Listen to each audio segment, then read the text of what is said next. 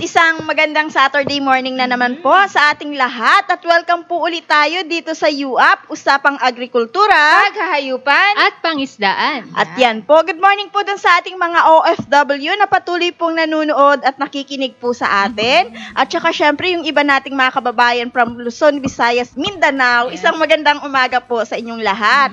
At ngayong araw po ay bibigyan daan naman po natin yung mga katanungan po sa atin ng ating mga viewers po. Yan. Oo, dahil marami din kasi nagtatanong ulit sa atin na hindi naman natin masyado pang nasasagot. So, unahin na natin yung mga nakapending sa ating mga question. So, uuna na ako simulan na natin. Galing po ito sa mga iba-ibang mga sa YouTube, doon sa mga nagko-comment, doon sa Facebook natin. Ito po, ang unang tanong ay, hanggang kailan i-apply ang NBM at ATUVI sa mga livestock at mga gulay?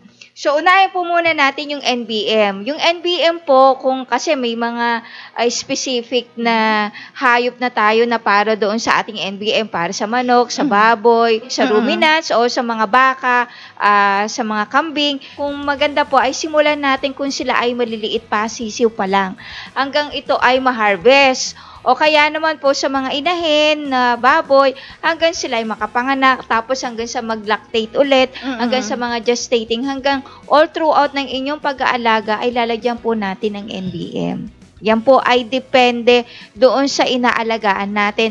At ganun din po sa ATUVI. Hanggang sa makahiwalay kung saan po kayo nag-start, hanggang sa makaharvest po, yun po ay lalagyan natin.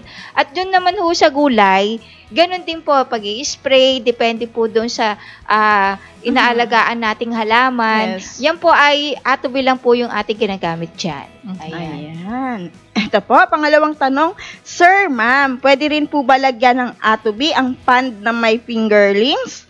Maliit lang po ang pond ko at ano po kadami ang ATUVI? Opo, pwede pong lagyan ng ATUVI yung pond nyo kahit may laman na po yan na fingerlings. Ang pwede nyo pong gawin dyan, 3 kutsarang ATUVI, 3 hanggang 4 na kutsarang ATUVI po, weekly yung paglalagay nyo po ng ATUVI doon sa inyong pond na may fingerlings. Dahil fingerlings pa lang po yan, so hindi pa po kasi nila kayang kumain ng mga malalaking pagkain, mga pellet, mga aqua feeds, hindi pa po nila kaya. Kaya medyo mataas po muna yung ATUVI na ilalagay po natin para mapabilis po natin yung pagtubo po ng mga lablab sa pond natin para maging pagkain po ng ating mga fingerling. So, after naman po na medyo malaki na yan, so, pwede na tayo maglagay na lang po dun sa pagkain po ng ating mga fingerlings. Ulitin ko po, 3 hanggang 4 na kutsara. Weekly po yung paglalagay po natin ng ATUVI doon sa ating pond. So, ngayon naman, tinatanong mismo ng ibang mga netizens, ano po ba yung ATUVI? So, actually, na-discuss na natin doon sa mga previous episode natin, mga topic, na medyo, kung talaga i-define natin ng in technical terms, ay talagang medyo mahaba-haba. Yes. Pero para lang to simplify, at lalo na doon sa mga baguhan or yung mga interested na malaman kung ano ba yung technology na sinasabi natin, ito yung ATUVI. So, yung ATUVI po is an additive in powdered form. So, ito ay pwedeng ilagay sa feeds or pwede rin sa tubig. Depende po kung ano yung inyong inaalagaan. Ang function talaga nito is para gawing efficient yung cells ng katawan ng alagang hayop natin or sa cells ng mga pananim natin kung tayo gagamit ng ATUVI sa tanim or sa mga isda kung tayo may mga alagang isda. Additive siya pero more on ang function niya is sa cells. Ayusin ng cells ng katawan ng mga alagang hayop, isda at mga pananim natin. Para nang sa gayon, mas ma-absorb nila ng maayos yung mga nutrients, sustansya na meron dun sa pakain natin or kung nagbibigay man tayo ng mga gamot or medicine, mas na-utilize ng katawan nila. Mas mabilis natatalab yung mga gamot doon sa kanilang katawan. Kumbaga, mas nakakatulong. Mapapakinabangan nila. At the same time, syempre, kapag na-absorb na nila ng maayos yung mga sustansya sa pagkain, mas makakatulong para mapataas yung kanilang immune system. Nakakapagpalakas ng kanilang mga antibodies. Syempre, kapag na-utilize ng katawan nila, kapag dumumi sila, is mas less na yung ammonia nung dumi. Kasi nga, wala nang undigested protein. Yes. Napakinabangan na kasi ng kanilang katawan. So, kaya yung iba nagtataka, bakit ba nga ba natatanggal yung amoy doon sa dumi nila? Kasi nga, yung mga nutrients nandun na sa katawan. Kumbaga, hindi na sayang yung mga sustansya. So, Yun po basically. Pero marami pa pong benefits na makukuha yung inyong mga inaalagaan. At yan, connection doon sa susunod na tanong. Ayan ba, syempre, pag nagte-technology tayo o nag-A2V, need po ba magbakuna kung gumagamit na ako ng A2V at NBM? So, kanina po, narinig po natin kung ano yung ginagawa ng A2V. So, kailangan pa rin natin maglagay ng bakuna kasi doon sa explanation kanina ay hindi po gamot o antibiotic ang A2V at hindi po siya gamot. So, ibig sabihin, mas maganda magbakuna tayo para ang ginagawa naman ng technology is para magamit ng husto o maging epektibo mismo yung bakuna na ilalagay natin. At ang practice din po namin, tayo ay nagbabakuna lang kung kailangan. Kung talagang severe cases na yung kailangan na ng hayop. At yung NBM naman po, pwede tayo magbakuna pa rin kasi more on nutrition yung binibigay naman ng ating NBM. Kung ano yung kulang doon sa sustansya na ibinibigay ng pagkain, ang NBM naman o nano-based mix ang nagpupuno kung ano yung kulang doon sa ating mga binibigay na pagkain sa ating mga alagang hayop. And ito po, Madam, first time ko narinig ang A2B.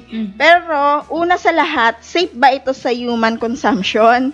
Asking from Bacolod. Ang A2B po ay hindi po yan para sa tao. Ito po ay ginawa para po sa livestock, poultry, mga aqua, mga gulay, yan, mga halaman. Doon po nakadesign po ang A2B. Hindi po para sa tao. Pero before po kasi, meron din naman nag-try na subukan na uminom ng A2B. Ininom yung ano pa nga ang pagkakaalam ko dyan ay nilagay sa kape. Yun, nilagay sa kape. Pero wala namang nangyari sa kanya. Sabi nga, lumakas pa siya. Pero ang advice po talaga namin, hindi po pang tao. Ang A2B ito po ay para sa mga inaalagaan nating hayop. Yan po. At saka maidagdag ko lang, yung iba naman hindi ininom, inilagay doon sa kasi para may rayuma yata. Isinama doon sa maligamgam na tubig at ibinabad. Pero naging maganda daw yung pakiramdam eh. Pero yun po ay hindi namin sinasuggest o sinasabi na gayahin nyo po. Pero syempre, iba pa rin kasi yung medical na iniinom natin pantao kaysa dito sa pang-livestock. Syempre yung sanitation. Kasi baka mamaya, imbis na tumahol na po kayo. At lumangoy lang. So, ito naman, tanong na isang netizen, paano i-apply ang NBM at A2V sa mga gulay? Ito, pinagsama niya NBM at A2V. So, yung A2V po is applicable sa ating mga pananim or sa gulay. So, ang application po nito, i-dilute lang natin yung isang kutsara ng A2V sa 4 na litrong tubig. So, gagawa po tayo ng pang-spray sa ating mga pananim or sa ating mga gulay. Isang kutsara ng A2V, halo po sa 4 na litrong tubig. At yun ang ipang i-spray natin sa ating mga gulay. So, pwedeng weekly. So, pwede namang mas madalas kaysa sa weekly kasi wala namang overdose ang ating A2V. At syempre, mas maganda kung meron kayong mga pangpataba. Although nakakatulong ang ating A2V sa mga pananim, mas maganda pa rin na meron tayong mga ginagamit na fertilizer. Ayan. At sinama niya yung NBM. Actually, yung NBM po natin is for livestock lang po. So, panghalo lang po natin siya sa feed. So, hindi po natin siya ina-apply sa mga gulay. Ito, medyo connected na naman doon sa tinanong ko kanina. Sabi ba, uubra ba ang A2B probiotics? May halong antibiotics ang commercial feeds Ito yung taga Batangas Anyway, joke lang po. Ay, syempre po, ang sinabi ko kanina, kahit may probiotics yung ating feeds, ay gagana pa rin o magiging epektibo pa rin po ang ating technology, yung A2B. Kasi nga po, ang sinabi kanina na kahit meron pong anong gamot dyan, mas magiging effective, magiging efficient yung mga probiotics o antibiotics kung ano man pong meron doon sa ating feeds. Ayan. Kasi may-utilize ng ayos. So, yan naman po yung ginagawa ng ating A2B. Ayan. Eto po, sir, ma'am, tanong ko lang po, kung pwede rin ang NBM sa 45 days na manok. Salamat po. Yes po, pwede po ang nano-based mix gamitin po sa ating mga alagang 45 days.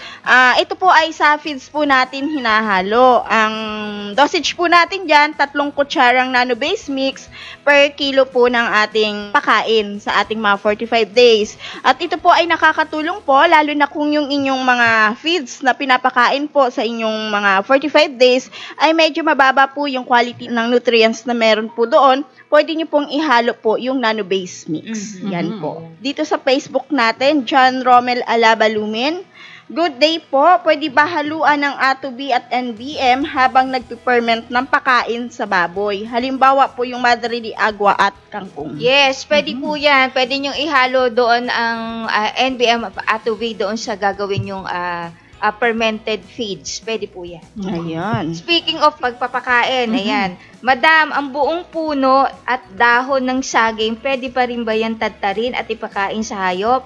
At yung dayami ng palay, pwede din ba yun ipakain sa baka? Yes po, pwede po nating ipakain yung saging, pero hindi buong puno at saka yung dahon. Ang dahon, pwede po natin ibigay yung medyo mura doon sa kung may rabbit kayo.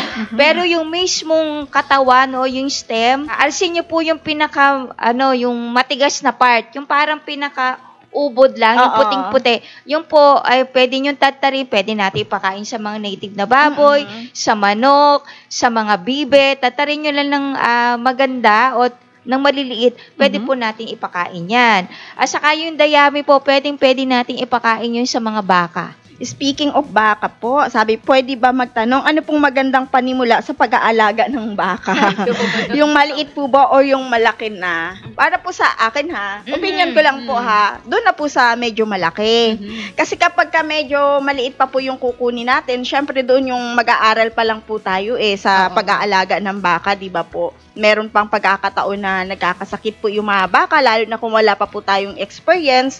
So para sa akin po, yung medyo malaki na po yung kunin natin, para medyo malakas na po yung pangangatawan ng baka na kukunin po natin. At yun bang kayang-kaya niya na pong makipagsabayan sa panahon po. Okay, ito naman, tanong ng isang netizen, paano po gamitin ang ATOV sa mga rabbit? Itong ATOV ay hinahalo po sa inumin ng rabbit. So, ganun din po ang application. So, maghahalo po tayo ng 1 kutsara ng ATOV sa 4 na litrong tubig. So, yun po ang ilalagay natin sa kanilang inumin. So, tuloy-tuloy po yun. Every time na magpapainom tayo sa rabbit, ay lagi pong nakahalo yung ATOV. Ayan. Next po.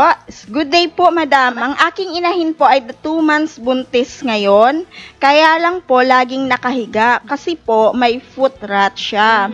Malakas naman po kumain. Makakatulong ba ang ATOV para sa paa nila? 1 kutsarang ATOV ang inihahalo sa pagkain niya. Ito po experience po namin dun sa mga alagang baboy na may foot and mouth disease na tinamaan po. So, ang ginawa po namin dyan is tinaasan po namin yung dosage ng ATOV. Ginawa po namin 2 kutsara per kilo po ng kanilang pakain. Yun po. Tapos doon naman po sa mga sugat na medyo malalalim na at medyo medyo sariwa pa, ang ginagawa po diyan, nagtutunaw po kami ng kalahating cup ng tubig, tapos 1 kutsarang ATOV, tunawin po ng mabuti, tapos yun po yung ipapahid namin doon sa may mga sugat ng mga foot rot. Hanggang sa matuyo po yun.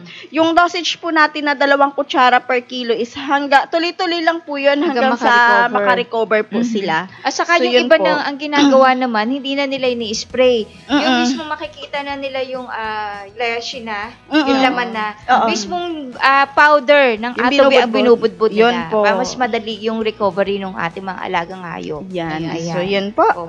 Speaking of baboy, sabi nga ni Sir, sa bagong walay ng mga biik, okay lang po ba ipakain ang hog starter feeds na agad? Yan po ay marami nagkakamali po dyan Halimbawa, yung ating biik na inaalagaan at galing sa labas, at itatanong nyo na muna kung ano yung feeds na pinapakain nila na muna. Baka hog-free lang muna. So, dapat yun na muna ang ating, kasi malaking impact po yan doon sa mga biik. Maaring pagdating po sa inyo at starter feeds kagad ang pinakain nyo, maaring magtai po yan at maaring ikababa ng kanilang timbang. Kung ang pinagkuhanan naman natin ay starter feeds na yung kanilang pinapakain, yes, pwede kahit anong brand, pero konti-konti lang muna. Kumbaga, i-quarantine nyo na muna yung mga biik na yan.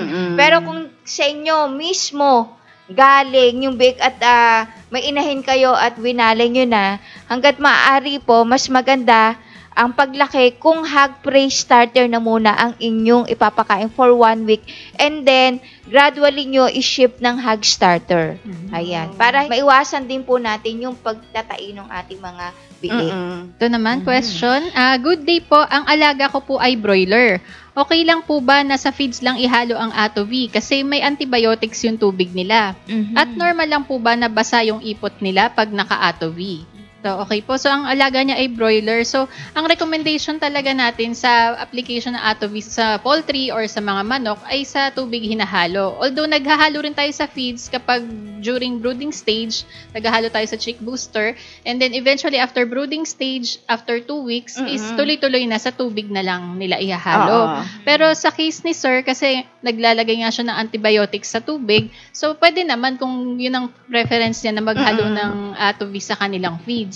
Although sabi niya, normal lang ba na basa yung ipot nila pag naka-Atovi? Kasi nabanggit nga niya na naglalagay siya ng antibiotics sa tubig. So talagang ang effect nito, magiging basa talaga yung ipot ng manok niya. Kasi yun ang medyo effect ng kapag nag-antibiotic tayo sa manok talagang yung texture ng ipot nila mamasa-masa. So kung hangga't maiiwasan na sila, although syempre baka hindi natin alam kung ano yung condition ng manok, bakit siya nag-antibiotics, no? Pero yun ang nagiging effect. Pero kung halimbawa sa Atovi siya, is kapag ginamitan natin ng technology yung manok, at masigla naman yung manok, kumakain pa rin. Hindi siya kumbaga hindi naman siya parang nagtatae. So nagpa-flashing lang yung ating alagang manok. So kung masigla naman at kumakain, is normal lang din yun. So talagang ituloy-tuloy lang, i-maintenance lang. So, ngayon, kung maglalagay ng Atovi sa feed, so pwede sila maglagay ng 2.5 grams per kilo ng pakain. Bigyan daan natin naman yung 1:5. May nagtanong na,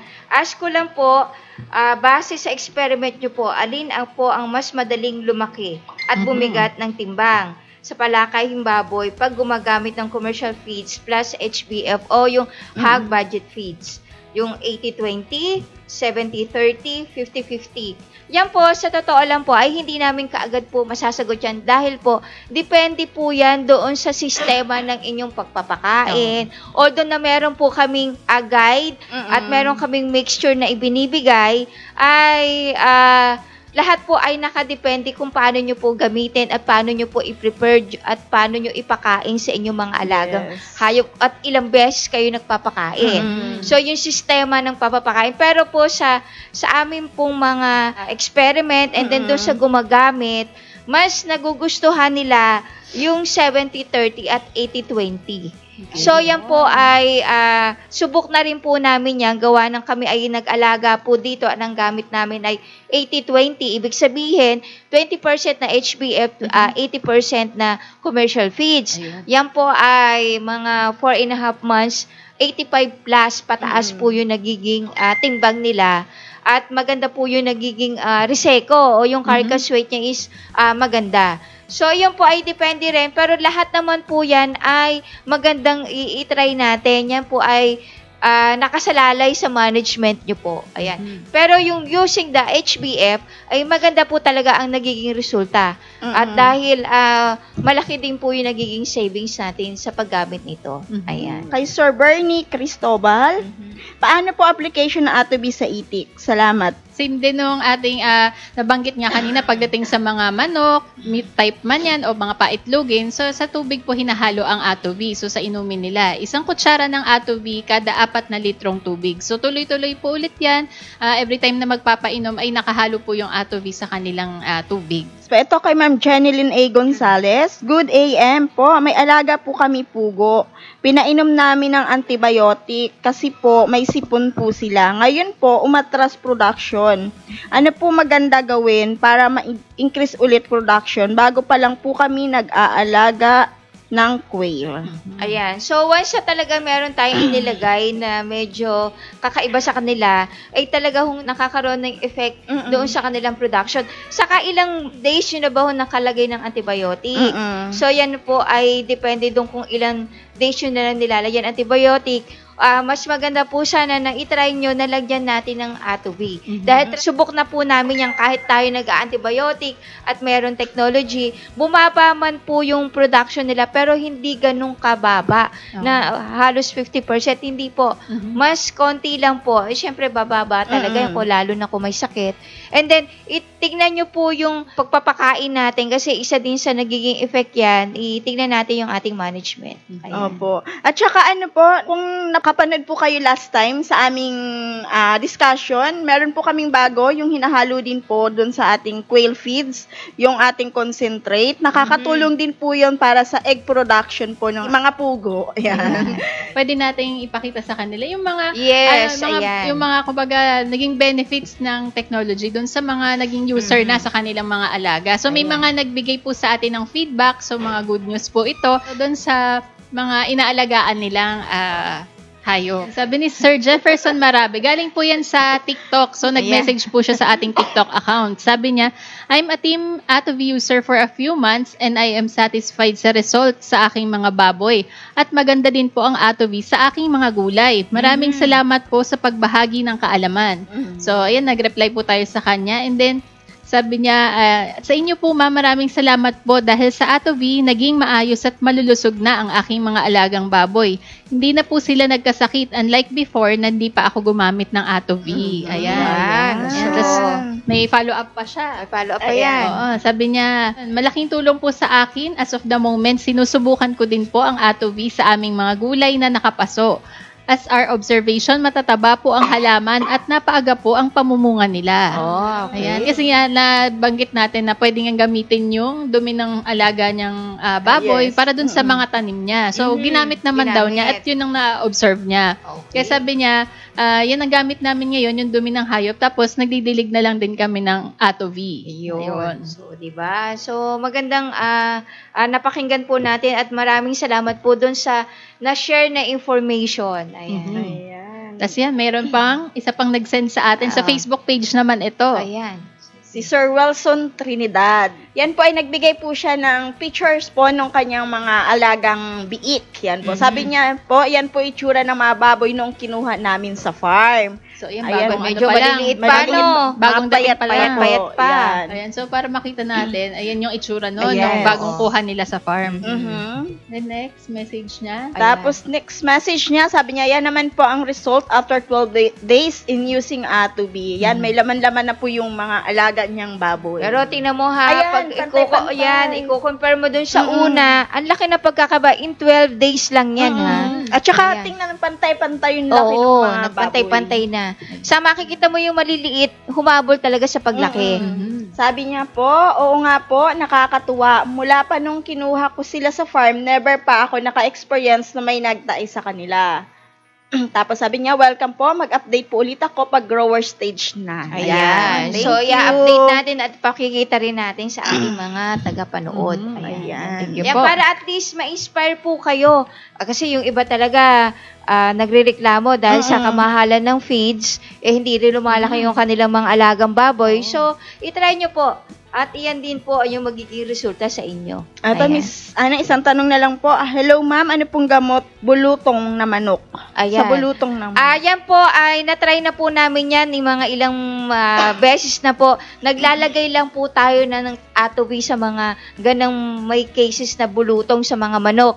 Ang nilalagay po natin dyan, 1 kutsara sa 2 litrong tubig. Yan lang po, hindi ko lang matandaan yung taga Bulacan na nagkaroon din ng bulutong sa native. Alam mo, 30 pieces yung kanyang nagkaroon ng bulutong. After 2 days, nag-drop na hanggang sa mag 100% wala ng bulutong yung native chicken niya. Nalimutan ko lang yung pangalan ni Sir, taga Bulacan. At iyan yung dosage na ibinigay natin sa kanya. So, tuloy-tuloy lang. So, maganda yung naging resulta. So, baka off-air na tayo at kung meron po kayong katanungan, may mga contact number naman po kaming iiwan sa inyo at pwede kayong tumawag or mag-text. Yes Ayan. po. Ito po yung ating mga contact number, 0939-917-2858, 0917-540-8887, 0917-875-4262 at 0917-502-1007. At ang ating landline po, 0917-8842-3003. Ayan. At syempre, pwede rin kayong direct na mag-message sa amin dito sa aming Facebook page, Atovi Nanotechnology. At nariyan po lagi ang Facebook group na Livestock Agri-Aqua Troubleshooters Organization o yung LATO. So, ito po ay Facebook group na contact point ng mga farmers at would-be farmers sa larangan po ng paghahayupan, pangisdaan at paghahalaman. So, lahat po ay welcome dito. Especially dun sa may mga inaalagaan at gusto po ninyong ibenta yung mga produce po ninyo, i-post nyo lang po dito at malay nyo makatagpo kayo ng mga members na naghahanap ng mabibilhan din nilang magsusupply sa kanila. So, magkakatulungan po tayo dito at syempre po yung may mga questions din po, i-post nyo lang din po ang inyong mga tanong at may mga sasagot po sa inyo dito. Yes. At syempre, huwag nyo kalimutang i-visit ang aming website, www.atovinanotechnology.com. So, nandito po yung mga information tungkol sa technology at iba pa naming products. At syempre, pag may mga questions din kayo, open pa rin po ang ating forum section at i-post nyo lang din po ang inyong mga tanong at may mga sasagot din po sa inyo dito. Okay. Saka huwag nyo pong kalimutan i-visit yung aming YouTube channel na Team Atovi. Lahat po ng mga previous na aming mga live streaming, mga videos na andyan po, naka-upload po lahat dyan at yung mga ibang discussion tungkol sa mga iba-ibang topics tungkol sa babonok, baboy, isda, andyan po. At pwede po kayo mag-comment dyan at meron pong sasagot sa inyo. At syempre, huwag yung kalimutang mag-subscribe. At saka yung aming TikTok account, i-follow nyo po kami dyan. Ang dami na po namin naka-upload na videos dyan. Siguro bigyan daan natin yung kay Sir Henry Macasi, no? Kasi kanina pa po siya nagme-message sa atin. Sige. Sabi niya po kasi nung unang tanong niya, "Hi ma'am, I ask, meron ba kayong experimental research and study patungkol sa mga claims na gaya ng nawawala ang amoy ng ipot at ammonia?" Yan po yung unang tanong niya. Tapos sabi niya po is, I've tried using Atovi for my layers but no significant results provided all management practices are well maintained. ayun po. Ayun, yan ang- Actually, sir, yung binabanggit po namin sa inyo na nawawala po yung amoy ng dumi, yun po talaga yung nangyayari po doon sa mga nag-aalaga naman talaga po. Sila mismo po, yung mga nag-aalaga po mismo, ang nagsasabi po niyan sa amin. Kasi ang Atovi naman po, ang company naman po is almost 30 years na po yung product po namin at wala pa naman pong nagsasabi sa amin na hindi naging maganda yung result po sa kanila or walang magandang result po sa kanila.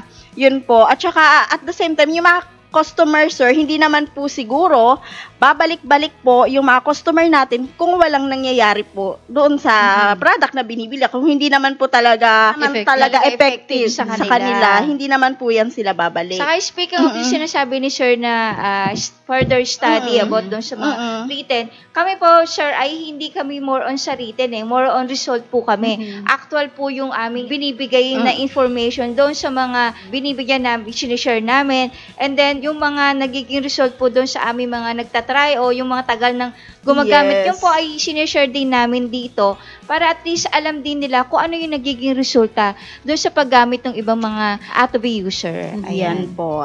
Sana po, sir, nasagot po namin yung inyong katanungan. Ano po? Yan po. Kung off-air na po kami at gusto nyo pa pong humabol tungkol sa mga tanong nyo po, nabanggit naman po namin yung aming mga contact number. Pwede nyo pong tawagan yon. Yung ating Facebook po, pwede rin po kayong mag-chat po diyan. Yan po. At doon po sa mga nagsisimula pa lang po sa pag-aalaga, sana po ay nakatulong po yung ating discussion po ngayong araw sa inyo. Siguro din sa mga ibang nagme-message pa at nagtatanong kung saan makaka-avail ng ating products. Yes. So, i-message na lang po namin kayo after po ng aming live streaming. Ayan. At hanggang sa next Saturday po, magkita-kita po ulit tayo dito sa ating UAP, Usapang Agrikultura. Paghayupan At pangisdaan.